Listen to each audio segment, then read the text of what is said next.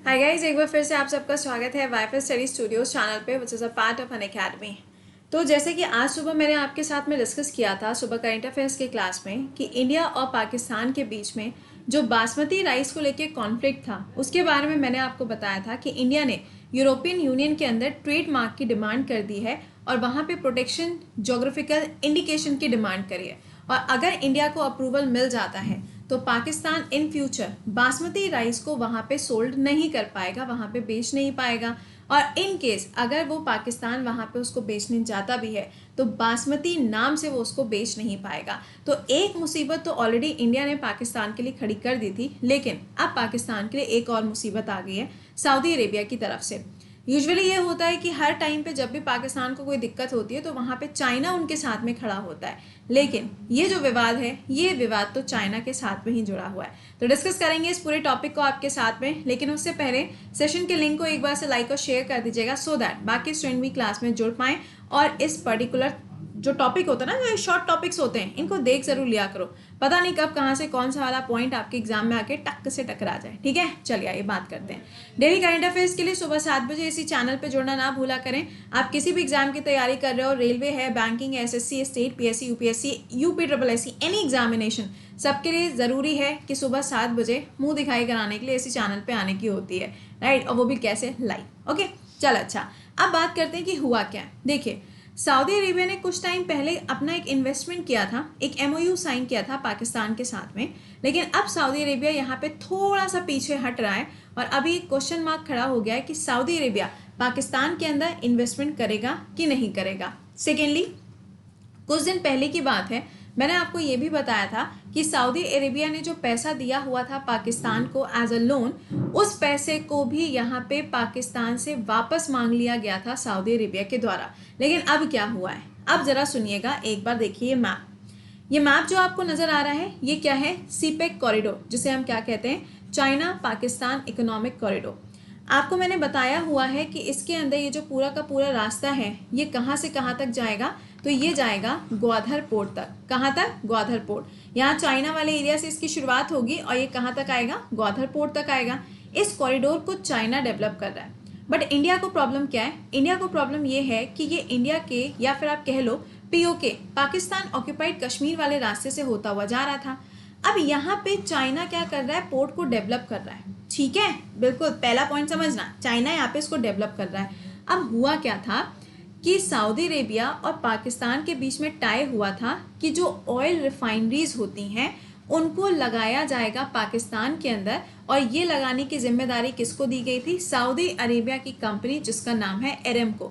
ये वही कंपनी है जिसने रिलायंस के साथ में भी टाई अप किया हुआ था, ये वही कंपनी है जिसने चाइना के साथ में भी टाई अप किया हुआ है। तो एरेमको कंपनी की जिम्मेदारी थी कि वो क्या करता, वो यहाँ पे पाकिस्तान के अंदर आके उसको क्या करना था, ग्वादर पोर्ट के पास में ऑयल रिफाइनरीज लगानी थी। आप यहाँ पे देख सकते हो, speaking to the news international special assistant to the prime minister Imran Khan on power and petroleum, यहाँ पे इनके द्वारा स्टेटमेंट दिया गया है कि Saudi Arabia will not install a refinery at Gwadar.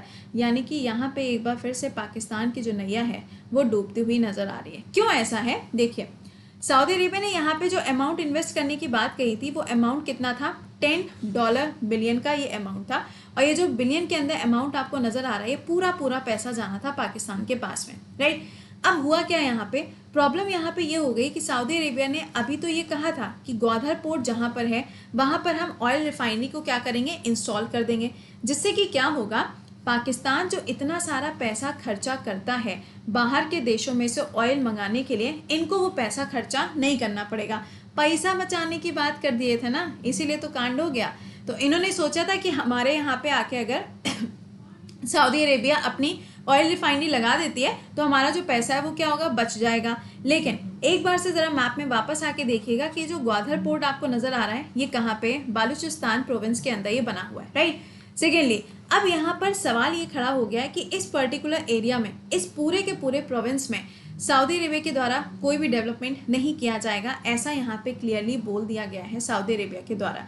अब आप कहेंगे कि मैम अगर सपोज करिए कि ये इन्वेस्टमेंट सऊदी अरेबिया नहीं करता है तो क्या इससे इंडिया को कोई प्रॉफिट होगा, या फिर क्या इससे सऊदी अरेबिया को कोई प्रॉफिट हो रहा है, या किसी और कंट्री को कोई प्रॉफिट। तो यहाँ पे हमें सिर्फ इतना समझना है कि कोई भी डेवलपमेंट इस जगह पर क्यों नहीं किया जा रहा है। इस जगह पर डेवलपमेंट इसलिए नहीं हो रहा है क्योंकि यहाँ पे चाइना का ऑलरेडी प्रोजेक्ट चल रहा है जिसका नाम है सीपेक कॉरिडोर, और यहाँ पे कोई भी कंट्री ऐसा नहीं चाहती है कि वो चाइना के साथ में दोबारा से डेब्ट ट्रैप के अंदर फंसे। तो हर कंट्री क्या करती है, हर कंट्री इनसे बचने की कोशिश करती है, और कुछ ऐसी कोशिशें जो हैं वो यहाँ पे आपको देखने को मिल रही हैं। सेकेंडली, सबसे ज़्यादा इंपॉर्टेंट ये है कि मैंने आपको अभी बताया था कि जो इन्वेस्टमेंट किया जाता है, जो पैसा खर्चा किया जाता है पाकिस्तान के द्वारा किस चीज़ के लिए, चीज़ों को इम्पोर्ट करने के लिए। किसको इम्पोर्ट करने के लिए? क्रूड ऑयल को, कच्चे तेल को।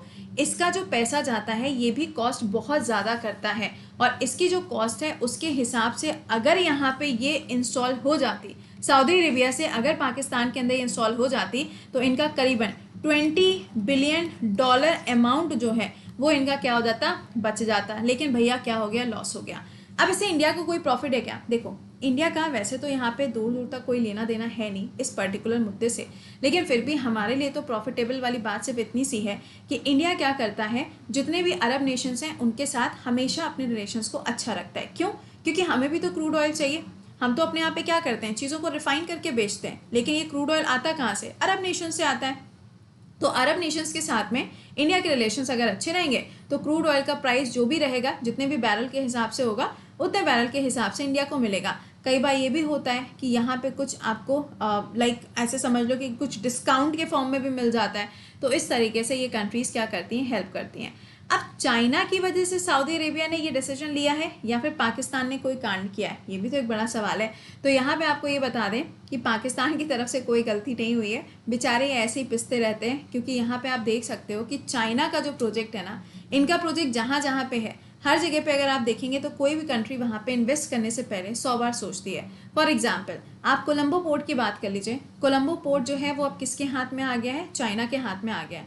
और इंडिया को उधर ही कोलंबो वाला जहाँ पे पोर्ट है, उधर ही वाले एरियाज में 2 टर्मिनल हैं, एक है वेस्टर्न टर्मिनल, एक है ईस्टर्न टर्मिनल, जिसमें से एक टर्मिनल को सिर्फ इंडिया डेवलप करेगा। अब आगे इन फ्यूचर वो करता है कि नहीं करता है, ये तो टाइम आने पे ही पता चलेगा। तो यहाँ पे थोड़ा सा खतरे की घंटी बज चुकी है, किसके लिए? पाकिस्तान के लिए। तो सुबह तो हम लोगों ने पढ़ा था इंडिया के साथ में डिस्प्यूट हुआ। अब यहाँ पे आप देख सकते हो कि सऊदी अरेबिया ने साफ इनकार कर दिया कि वो यहाँ पे कोई पैसा नहीं लगाने वाले। तो क्या किसी और जगह पे इन्वेस्टमेंट करेंगे, इसके बारे में अभी कोई भी क्लियरिटी नहीं है। इन्होंने ऐसा कुछ नहीं बताया है कि आगे कहीं इन्वेस्टमेंट होगा या फिर नहीं होगा। ठीक है, तो फिलहाल इस इशू को ध्यान रखिएगा, क्योंकि जब भी आप अपना आंसर राइटिंग करते हो, ऐसे वगैरह लिखते हो, तो वहाँ पे आप इन सारे पॉइंट्स को यूज़ कर सकते हो, या आपके जो पूरा जो आंसर है ना उसको अच्छा खासा एक वेटेज देता है। अब हो सकता है कुछ बच्चों के दिमाग में ये चल रहा हो कि मैम सऊदी अरेबिया और पाकिस्तान के बीच में एग्रीमेंट हुआ कब? हुआ ये था 2019 की बात है। सऊदी अरेबिया के जो किंग थे, या आप कह लो जो उनके प्रिंस थे, वो आए हुए थे कहाँ पर? पाकिस्तान के अंदर, और तब यहाँ पे इन्होंने एक एग्रीमेंट साइन किया था। उसी के अंदर जो पैसा दिया गया था, वो पैसा भी सऊदी अरेबिया ने भी कुछ टाइम पहले वापस मांग लिया था, जो कि पाकिस्तान को चाइना से वापस लेके पैसा देना पड़ गया था। तो दीज आर द थिंग्स जो इस पर्टिकुलर टॉपिक के साथ में जुड़ी हुई हैं। आई होप कि आपको समझ में आ गया होगा। बाकी करंट अफेयर्स के लिए सुबह 7 बजे आपसे मुलाकात होती है। और इसके अलावा आपका जो ये बैचेस चल रहे हैं, सेशन समझ में आ गया हो तो एक बार से थम अप कर दीजिएगा और सेशन को लाइक और शेयर मार दीजिएगा। इसके अलावा जो आपका एसएससी का बैच चल रहा है, ये 3 जून को एंड होना था, लेकिन अभी इसको एक्सटेंड कर दिया गया। आप इसको ज्वाइन कर सकते हैं। आपका नया बैच जो है वो स्टार्ट हो गया है आज से। इसमें क्या चीज़ है, अगर आप 1 साल का सब्सक्रिप्शन लेते हो तो आपको 4 मंथ का सब्सक्रिप्शन जो है वो एडिशनल मिलेगा। अगर 2 साल का सब्सक्रिप्शन लेते हैं तो 6 मंथ का एडिशनल मिलेगा। वीडियो के डिस्क्रिप्शन में लिंक लगा हुआ है, और यहाँ पे अमाउंट इज 5940। अगर आप सीटी के बैच के साथ में जाना चाहते हो, जिसके अंदर आपको बैंकिंग एसएससी दोनों का कॉम्बो मिलेगा, तो भी आप इसको ज्वाइन कर सकते हैं। 9180 is the amount. Code will be कृति10। आप इसको टाइमली ज्वाइन कर लो ताकि आपका कोई भी क्लास मिस ना हो। इसके अलावा आपका टेस्ट होता है, आप इस टेस्ट को हर संडे को ज्वाइन कर सकते हो दोपहर में 12 बजे। चलिए, अच्छा, तो मिलते हैं सुबह 7 बजे। टिल देन खुश रहिए, मुस्कुराते रहिए। Bye bye and take care guys.